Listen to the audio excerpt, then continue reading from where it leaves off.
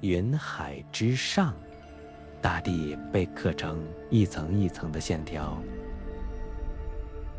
这里是云南元阳梯田，人与自然共同完成的作品。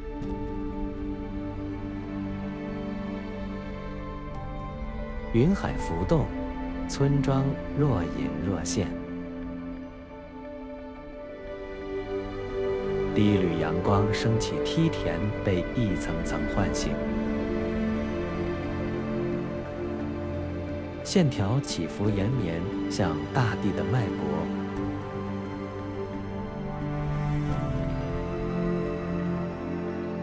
阳光穿云而下，整片山谷被点亮。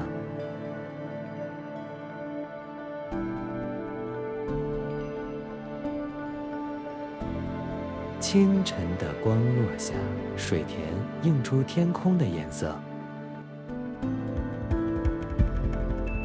山与水开始流动。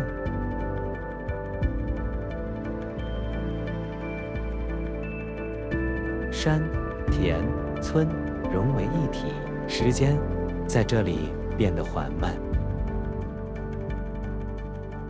千百年来，哈尼族顺着山势开田，引水而作。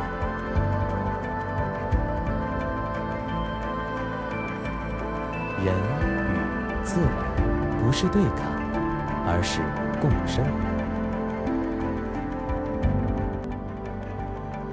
从空中俯瞰，梯田不只是风景，而是一种延续至今的智慧。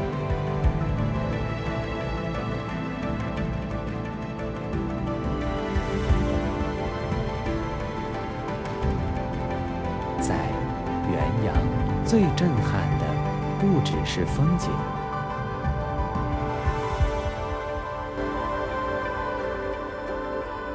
而是人类与自然共同留下的痕迹。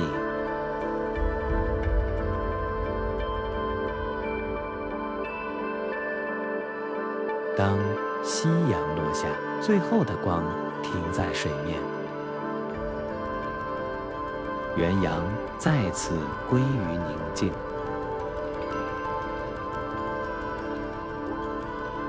而明天，它会在晨光中重生。